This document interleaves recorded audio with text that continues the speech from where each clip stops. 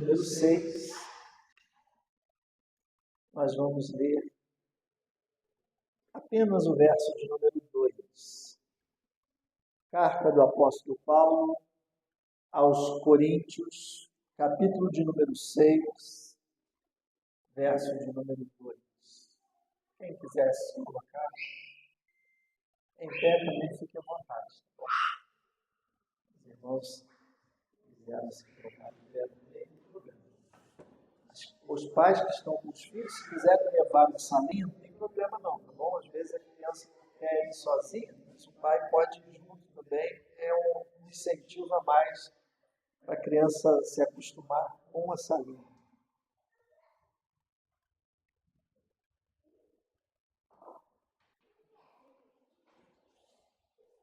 Diz assim a palavra do nosso Deus. Porque diz: ouvi-te em tempo aceitável e socorri-te no dia da salvação. Eis aqui agora o tempo aceitável. Eis aqui agora o dia da salvação. Amém. Senhor, obrigado por estarmos na tua casa. Ó Pai, em tempos de apostasia, em tempos, Senhor Deus, onde muitos têm esfriado na fé, se afastado, em tempos, Senhor Deus, onde as distrações são tantas, é precioso, Pai, ver o teu povo reunido. E que nessa noite o Senhor possa falar no nosso coração verdade, Senhor Deus, que nós precisamos ouvir e que nos impeçam, Senhor Deus, de cair e de nos afastar do Senhor e da tua presença. Fala conosco nessa hora, Pai, por misericórdia, em nome de Jesus, meu Filho. Amém. Vamos sentar, irmãos.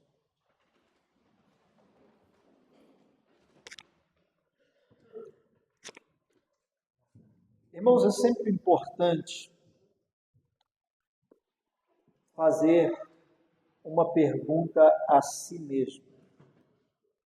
Então, essa pergunta eu gostaria que você fizesse a você mesmo. Se Jesus voltar hoje, você está pronto para esse momento? Se o soar da última trombeta for nesse momento, você está preparado para o toque da última trombeta? É importante lembrarmos, irmãos, que salvação não é um prêmio para os bons. Porque de repente você diga assim: não, eu sou bom, sou honesto, sou trabalhador, então eu acho que Deus vai me salvar. Está enganado, porque salvação não é um prêmio para quem é bom. A salvação, na verdade, ela é um presente para os arrependidos. A salvação é um dom gratuito de Deus e não depende necessariamente do esforço humano para que aconteça, mas da fé que cada um de nós abraça em Jesus Cristo. Então a pergunta é essa: eu já abracei verdadeiramente a fé genuína no Senhor Jesus? Eu já o tenho como Salvador e Senhor da minha vida? Isso parece ser assim uma mensagem muito simples, não é, pastor? Eu gostaria de ouvir alguma coisa mais sofisticada. Irmãos, nós precisamos voltar ao simples, porque não adianta saber o sofisticado se nós estivermos derrapando naquilo que é simples. E a salvação, irmãos, ela é simples, simples de ser entendida, difícil, às vezes, de ser vivida. Então, a salvação pela fé em Cristo Jesus, revela para nós, irmãos, o caráter amoroso e misericordioso de Deus. Porque mesmo uma pessoa que cometeu atropelos na vida, mesmo uma pessoa que errou, ela pode ser alvo da salvação. E você poderia dizer assim, mas isso não é justo.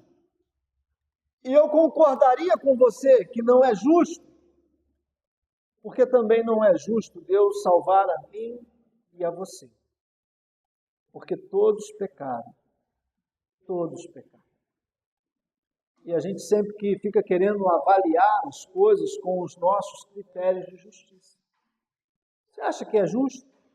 Um homem que matou, roubou, fez tudo de errado. No último momento, ele tem um arrependimento e é salvo. Não, irmão, isso não é justo.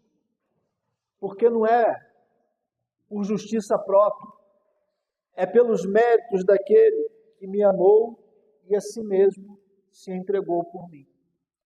Por isso que um homem como aquele que estava na cruz do Calvário, ao lado de Jesus, pôde ser salvo.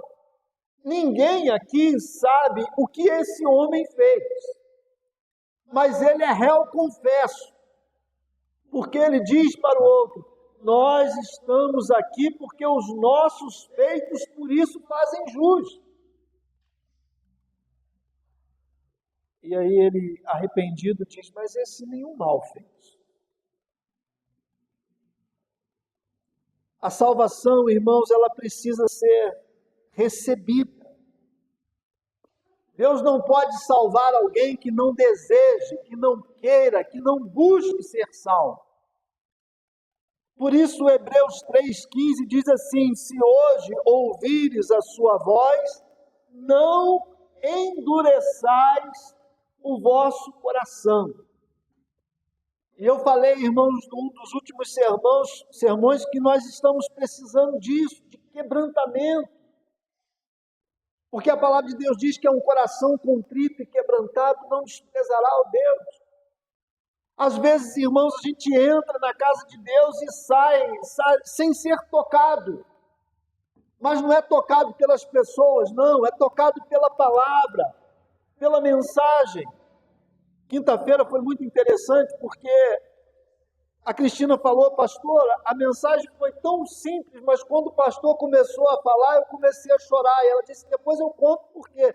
Ela não me contou o porquê, mas eu sei o porquê. Porque ela entrou com o coração quebrantado. E quando a gente entra com o coração quebrantado, qualquer coisa nos toca, qualquer coisa nos comove, qualquer coisa faz com que as lágrimas possam rolar para os nossos olhos.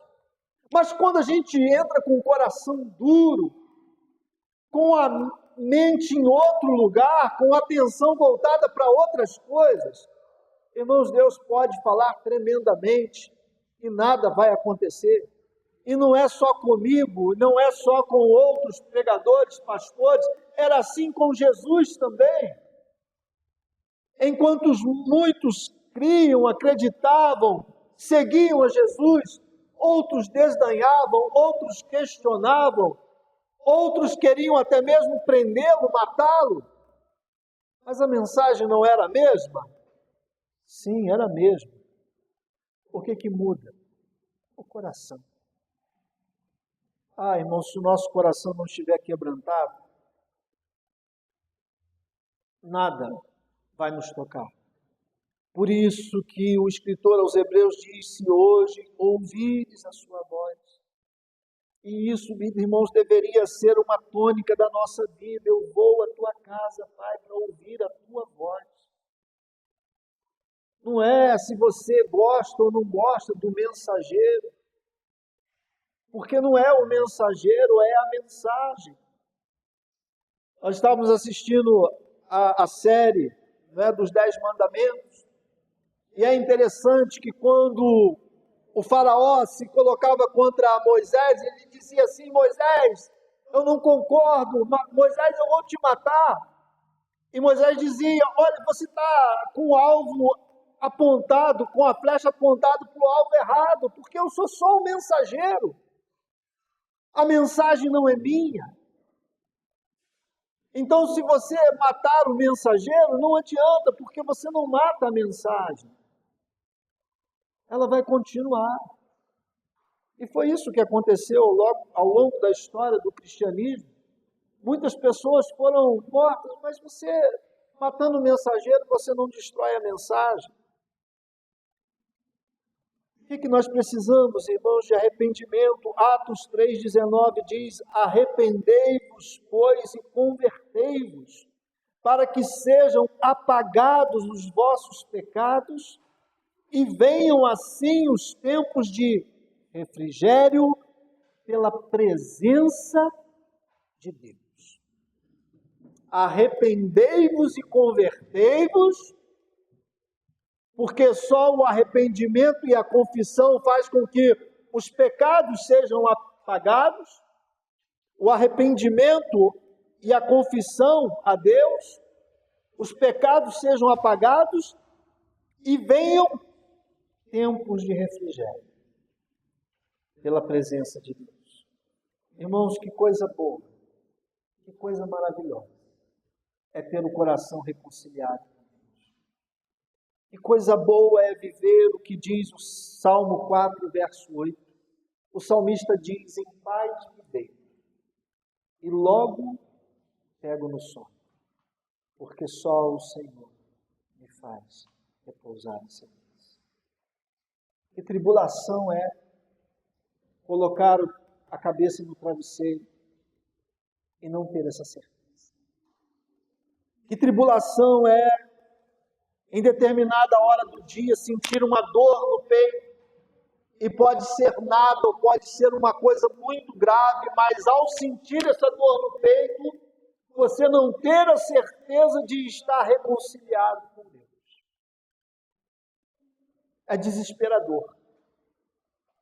Porque as nossas más decisões, as nossas decisões ruins aqui na terra, irmãos, a gente pode contorná-las, muitas a gente pode resolvê-las, muitas a gente pode minimizá-las, mas partir dessa vida sem estar reconciliado verdadeiramente com Deus, irmãos, é caminho sem volta.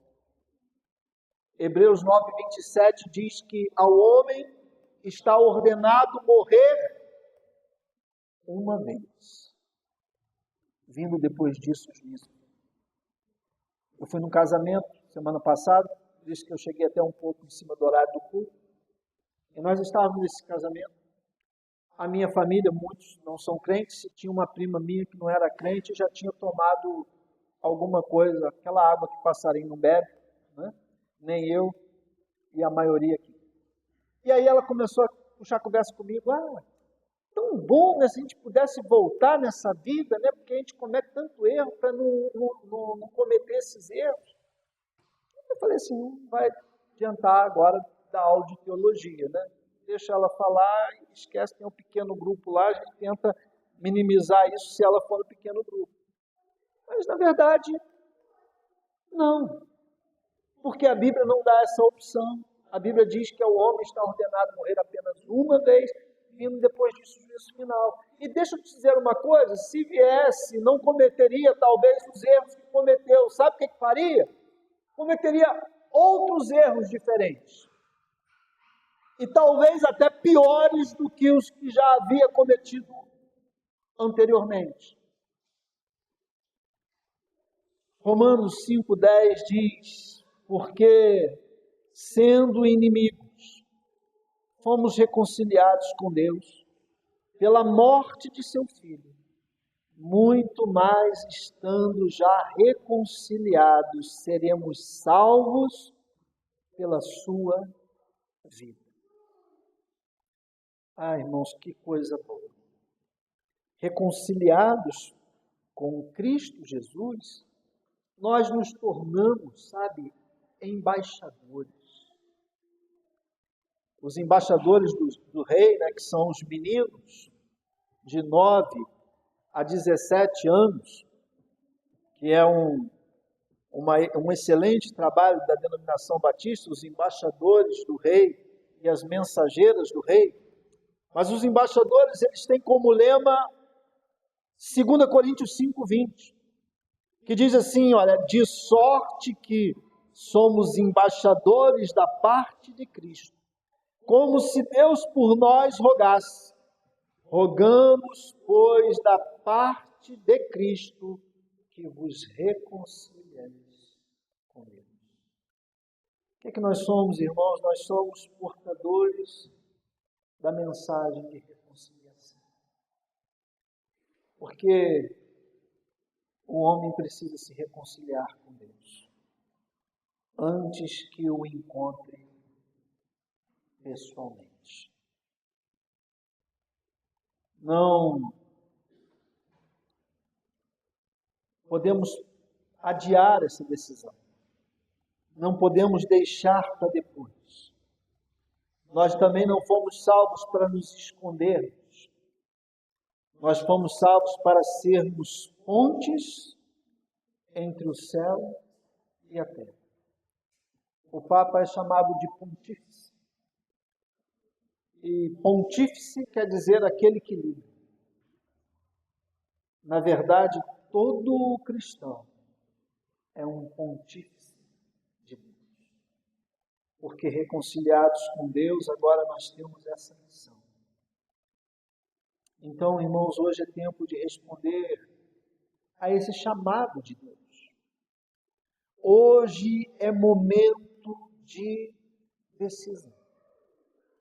O destino de cada um de nós está atrelado ao agora, ao que eu vou decidir hoje, ao que eu vou decidir nesse momento. Porque ninguém tem absolutamente nenhuma garantia de futuro. Não temos. Então hoje é momento de perdoar quem precisa ser perdoado. Hoje é momento de reconciliar com quem precisa se reconciliar. Hoje é momento de recomeçar se parou em algum momento da caminhada. Hoje é dia de salvação. Hoje é dia de viver com propósito eterno. A minha vida cumpre um propósito eterno. Então entenda que a salvação é uma dádiva. Ela não é uma conquista. Ela é uma dádiva. Mas que eu preciso receber. Por exemplo, se eu quiser dar essa ovelhinha para a Franciana, ela tem que querer receber a ovelhinha. Porque se eu esticar a ovelhinha para ela e ela virar as costas e ir embora, a ovelhinha continua comigo. Agora, se eu esticar a ovelhinha para ela e ela estender a mão, a ovelhinha agora é dela. É do departamento infantil, mas agora é do seu. Mas por que ela tomou posse? Porque ela quis receber. Ela quis receber. Ah, pastor, eu também quero receber. Então entenda que o arrependimento é o primeiro passo. João Batista tinha essa mensagem: arrependei-vos e crede no Evangelho. Se você acha que o teu estilo de vida é muito bom, muito correto, talvez você ainda não entendeu o que é arrependimento. E a reconciliação é o caminho. Eu preciso de me reconciliar. Salvação não é sobre quem você foi.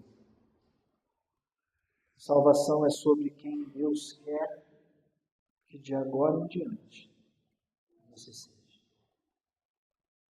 Não é sobre quem eu fui. Porque passado todos nós temos, uns menos obscuros, outros mais, mas a salvação não diz do meu passado, diz do meu futuro. Todos enxergavam Paulo como perseguidor de cristãos e como um homem que prendia e mandava matar. Todos enxergavam Paulo assim. E não estavam errados, porque Paulo se fazia enxergar assim. Mas Deus, olhando dos céus, viu em Paulo um evangelista, um missionário, um plantador de igrejas. A graça que te salva é a mesma que te transforma. Se você se permitir ser transformado. Então eu te convido a orar nesse momento, a falar com Deus. Porque é a graça que te alcança. É a graça que te transforma. Quem sabe durante essa ministração o Espírito Santo de Deus está falando no teu coração. Que você precisa mudar.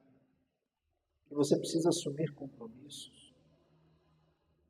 Às vezes, queridos, nós temos que deixar de lado os nossos achismos, os nossos eu penso, eu entendo,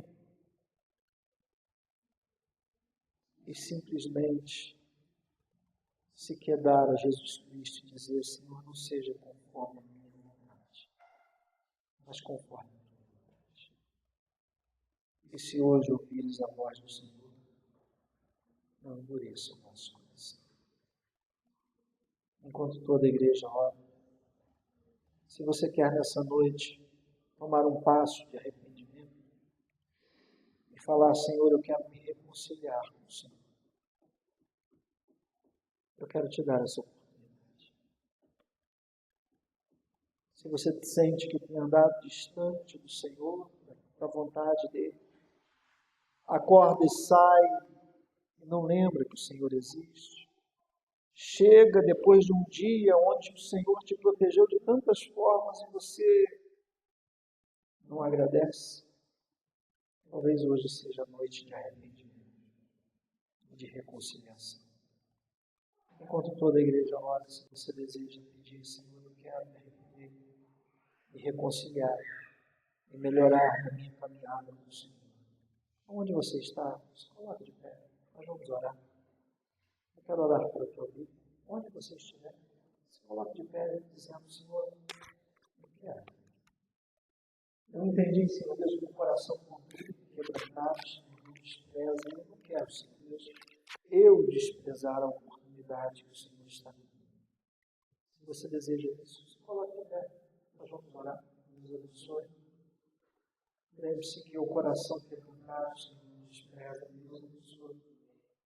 Lembre-se que é um coração contrito, o Senhor não despreza. Se você deseja, se coloque de pé. Nós vamos orar. Eu quero orar por você. E é uma oportunidade. Não é uma pena. É uma oportunidade. E ela está sendo franqueada a você. Se você deseja, é a hora. É o momento. Senhor, mais uma vez eu vou falar, vou pegar. É uma oportunidade. E Pai, eu quero te agradecer pela vida da nossa irmã Angélica, porque é uma serva do Senhor, mas tem um coração quebrantado. E o coração quebrantado do Senhor não despreza. Eu quero também, Senhor Deus, pedir pela vida do meu irmão João, papai, porque é um jovem, está na tua presença, mas tem um coração quebrantado. E é um coração quebrantado, o Senhor não despreza. E eu creio, Senhor Deus, que o Senhor há de derramar bênçãos sacudidas e transbordantes sobre a vida deles. Fazendo, Senhor Deus, com que a tua boa mão age em favor daqueles, Senhor Deus, que tem esse coração quebrantado. Ó Pai, se alguém nessa noite, Senhor Deus, mais deseja isso, que o Senhor mova corações. Eu também peço em nome do Nelson, do Pai e da Maria. Obrigado, Senhor Deus, porque eles estão na tua casa. E eles, Senhor Deus, se colocam de pé diante do Senhor. E que há um coração contrito e quebrantado, o Senhor não despreza. E eu creio, Senhor Deus, que bênçãos da tua parte vão ser derramadas sobre a vida deles, em nome de Jesus, e para a glória do nome do Senhor. Em nome de Jesus.